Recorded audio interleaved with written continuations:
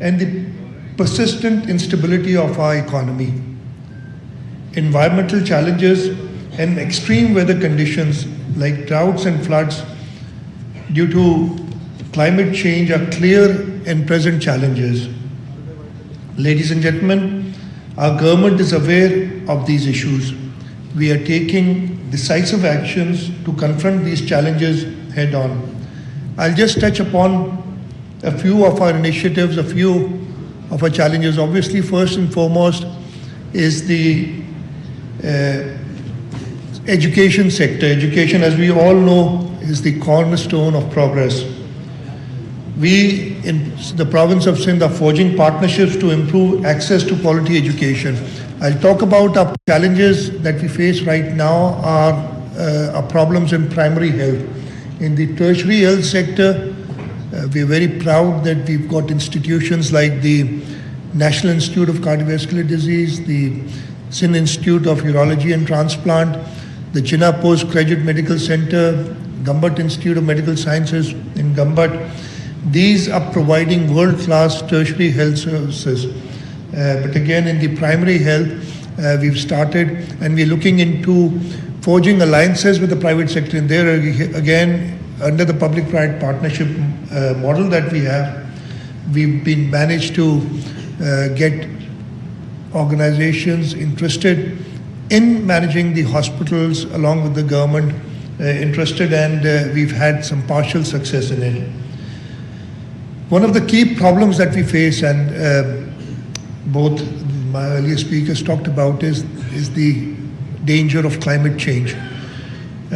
We've, in the recent past, have suffered from the effects of climate change. The 2022 floods in our province was the biggest natural disaster that we've seen in recent, I believe we don't have any recorded history of a catastrophe like the 2022 floods. The 2022 floods, when the UN Secretary General was here, called it, he said it was of biblical proportions and a monsoon on steroids. After the floods, we were really not sure whether we'd be able to overcome the damage that it had caused. But with the grace of Almighty Allah, with the help of our friends, we managed to not only rebuild, not entirely, but substantially, the infrastructure, both in the on the road side, in the irrigation, on the irrigation side. We've redone our hospitals, and we're doing the schools. Almost 20,000 schools were damaged in the 2022 floods, and we are in the process, again with the help of friends, to make sure that we not only rebuild our infrastructure, but we rebuild it better. Apart from that, for the first time in the history of the world, I'd say, we've embarked into a project where we are providing housing for almost 12 million people of the province of Sindh. Almost 2 million houses were completely destroyed in the 2022 floods. And the government of Sindh embarked upon this initiative of rebuilding climate resilient houses for our people.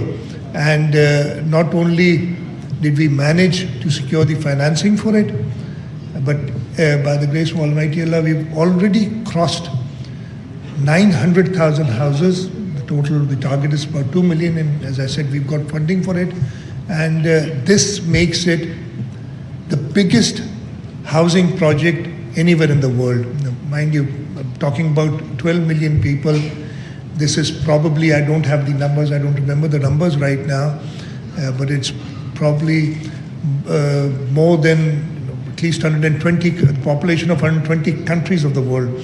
So if the people that we are serving were made part of a new country, this would be a country which would be larger than 120 countries of the world. So one doesn't realize the proportions that we're talking about here. It's not a few thousand houses, it's 2 million houses that we're building. In water management, again, looking at the dangers of climate change, what we are doing is we are expanding our drainage systems in the province. so that, God forbid, if we are hit with another catastrophe like this, we are better prepared. I am not saying that we'll pass any catastrophe without any damage. You can't fight nature, but you can try and manage with whatever resources you have, and that's what we're trying to do. Another area that we are working on is making sure that the city of Karachi, which is the growth engine for Pakistan, gets the necessary infrastructure. Again, Karachi, which was at the time of independence a few thousand people, has grown astronomically, and with a city of a population of more than 20 million, with the recent count, the infrastructure is lagging far behind, and we're totally aware of this. What we're doing is making sure that we build the water infrastructure, bring in more water into the city to fulfill the needs of the 20 million plus people. Wastewater, the Sindh Solid Waste Management Board has been formed, and it's performing much better than what we used to perform earlier. We are looking into waste to energy projects for the city. We produce more than 15,000 tons of garbage every day. And we generate this garbage, and we need to make it to good use. The transport sector, the transport in this province, again, we are building right now 3 bus rapid transit systems. Apart from that, we are introducing electric buses, with the first 500 buses have been approved. Our plan is to take this to 8,000 electric buses for the city of Karachi, and we are on a way to this. Climate change, I'm grateful to the global president. She talked about our initiatives in the carbon market sector. We are the only province, not even the federal government was able to raise, and what we did was, again, in public-private partnership, we offered our mangroves, and through these we've been able to date earn $15 million in carbon credits, and the potential is much larger. And what we've done is we've got another project which has been launched in the public-private partnership, for forestation, and again, the revenue model for it is earning through carbon credits, selling the carbon credits and earning from it. There's a lot that the government is doing, but we can't do it alone. We need partnerships. We need partnerships to achieve the transformation that we're planning, to achieve our goals for 2047 when Pakistan turns 100 years. And for this, we are proud and we are happy that we have the structure for private participation built into the legislation in our province. Again, we are the first province to have a Public-Private Partnership Act. That was in 2010, and it has evolved. We've got help from international agencies to make sure that this is a model which which allows participation in the private sector, allows them to make profits, and it allows the government to provide the service which it has to do our residents. The public-private partnership unit of the province of Sindh, and this I'm talking about 6 years ago now. It was in 2017 that we were ranked number 6 in Asia by the Economic Intelligence Unit, and we ranked higher than Pakistan, and we were one of the only 2 subnationals, Gujarat in India being the second one, which was ranked amongst national governments, national public-private partnership programs. So I see a lot of professionals here. What I would encourage you to do is look into our public-private partnership model, and for the betterment of the residents of this province, for the betterment of this country, and most of all, to make profits for your organizations.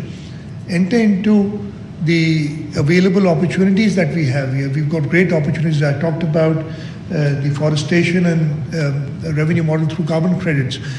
We've got wastewater. Karachi generates, as you know, 20 million people. We generate a lot of waste water.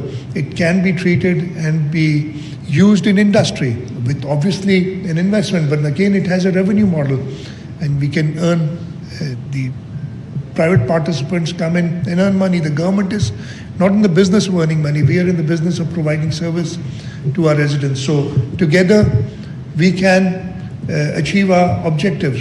The private sector making profits and the government providing the service to its residents. So I will encourage you to come and partner with the Sindh government in order to achieve the objectives, both our objectives. Ladies and gentlemen, resilience and sustainability are not just buzzwords. They are guiding principles that will shape the future of our country. We are committed to rebuilding and modernizing our infrastructure. We are committed to promoting sustainable practices in every sector, and above all, we are committed to building a Sindh where every citizen has the opportunity to thrive. Let us work together, hand in hand, to build a resilient, sustainable and prosperous Sindh. A Sindh that stands tall in the face of adversity and shines as a beacon of hope and progress for all Pakistan. Thank you very much. Pakistan Zindabad.